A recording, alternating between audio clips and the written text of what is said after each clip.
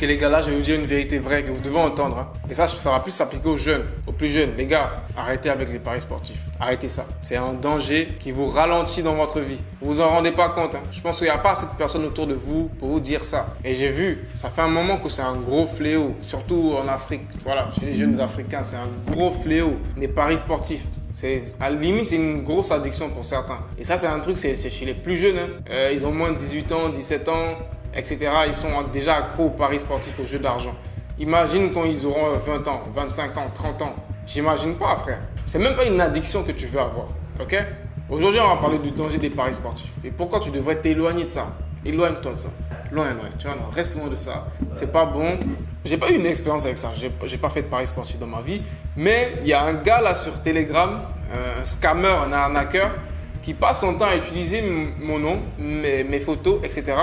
pour vendre des signaux de paris sportifs à des personnes. Et ces personnes-là qui me connaissent tombent dans le panneau. Surtout les plus jeunes qui n'ont pas un bon discernement. Et moi, c'est un truc qui m'énerve à un point. T'as pas idée, tu vois. Surtout pour les personnes qui tombent dans ce panneau-là. Si tu es vraiment familiarisé avec mon contenu, si tu me connais réellement, tu sais c'est qui Ibrahim Kamara. Est-ce que tu m'as déjà entendu parler de paris sportifs? Je t'ai déjà fait la promotion de paris sportifs dans une vidéo. Je t'ai déjà dit, Ibrahim, je fais des paris sportifs ou quoi que ce soit. Jamais, jamais. Donc d'où une personne va venir te contacter, te proposer de te vendre des signaux gagnants de paris sportifs.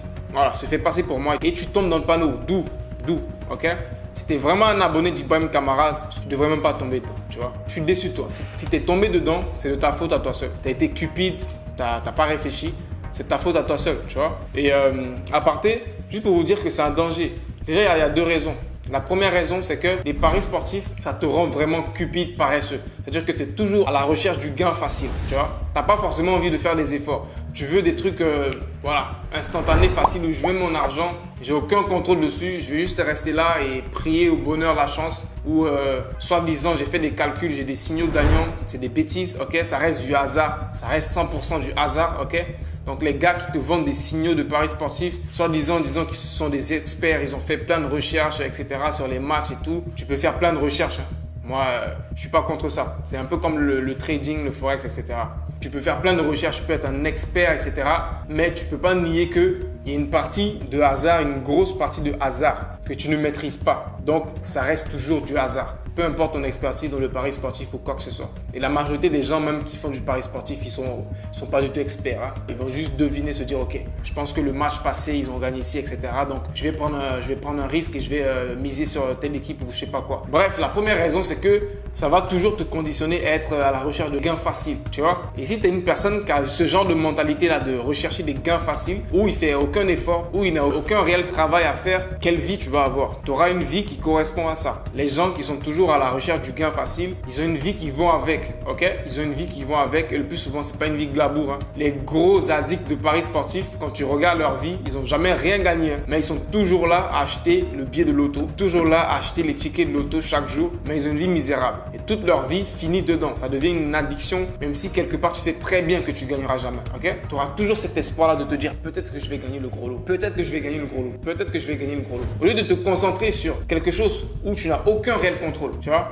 tu contrôles pas ça, c'est du hasard. Si ça marche ou si ça marche pas. Mais ce focus-là sur quelque chose que tu contrôles. Toi, ton développement personnel, un business, construire un business, c'est quelque chose que tu peux contrôler. Tu peux te lever, tu peux prendre ton ordinateur, tu peux aller sur Internet, tu peux trouver une compétence, tu peux apprendre cette compétence-là, tu peux aller trouver des clients, tu peux commencer à gagner de l'argent. C'est quelque chose que tu contrôles, ok? C'est pas je mets mon argent et je m'assois, j'attends de voir mon business, il va se créer tout seul et je vais gagner de l'argent. C'est pas ça. Tu peux avoir du réel contrôle sur ça. Et c'est ce genre de vie que tu veux avoir. Tu veux pas avoir une vie où tu es là, tout est basé sur du hasard et tu n'as aucun réel contrôle sur ta vie et tu es là à être un assisté de la société. Donc, première raison, tu veux pas finir comme ça. Tu veux pas finir ta vie en étant dépendant des gains faciles car tu n'iras jamais bien loin dans ta vie. À chaque fois que tu vas tomber sur une situation qui requiert de toi des vrais efforts, du travail, de la concentration, tu vas pas le faire parce que tu es habitué à des gains faciles. Ok?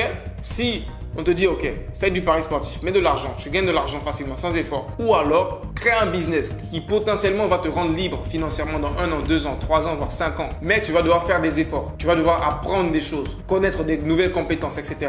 Tu vas forcément aller vouloir choisir le plus facile. Alors que le plus facile, c'est même pas le plus bénéfique pour toi. Tu n'apprends rien, tu te développes pas quand tu fais des paris sportifs. Une personne qui fait des paris sportifs pendant 20 ans, elle n'a rien appris. Elle n'a appris aucune compétence. Elle n'est pas devenue meilleure en 20 ans. Au contraire, elle devient pire en 20 ans. Elle ne devient pas une meilleure personne. A contrario, une personne qui passe 20 ans à travailler sur son business, à développer des compétences, à travailler sur son développement personnel, vouloir devenir une meilleure personne. Même si au bout de 20 ans, ton business ne réussit pas, crois-moi, tout ce que tu as appris, ça vaut même plus que le business. Tu comprends? Moi, je prends un exemple. En ce moment, ce dont je suis le plus fier, c'est pas forcément mes accomplissements au niveau de j'ai généré telle somme d'argent, etc. C'est plus au niveau de le travail que j'ai eu à faire et que je continue à faire sur moi en tant que personne pour devenir meilleur. C'est ça ma réelle fierté. Parce que ça, on peut pas te l'enlever. Ok?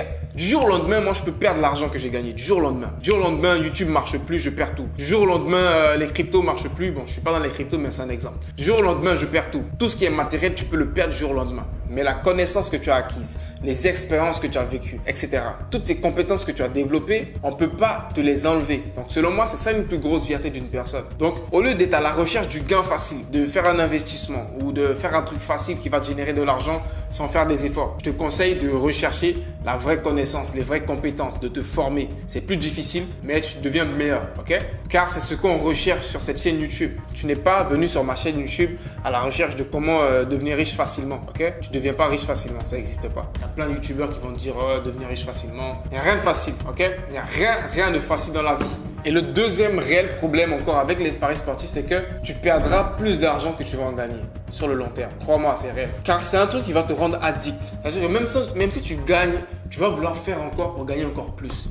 Et si tu gagnes encore plus, tu vas vouloir faire encore pour gagner encore plus. Et à la fin, le plus souvent, tu finis par perdre tout ce que tu as gagné. Car réellement, tu n'as jamais réellement gagné quelque chose, tu vois. C'était juste quelque chose pour t'appâter. Et j'ai vu une fois un documentaire sur cet univers-là, donc du loto, des paris sportifs, des jeux d'argent, etc. Et pour ceux qui ne savent pas, c'est une réelle industrie, ok? Et plus aux États-Unis. Aux États-Unis, c'est une réelle industrie. C'est-à-dire que l'État même y participe. La loto, sache que c'est une grosse source de revenus pour l'État. Pense pas qu'ils ont créé ça pour te faire de l'argent. C'est une grosse source de revenus qui rapporte des milliards de dollars à l'État américain. Juste le loto. Comprends ça. Et c'est pour ça qu'ils ont privatisé ça aux États-Unis.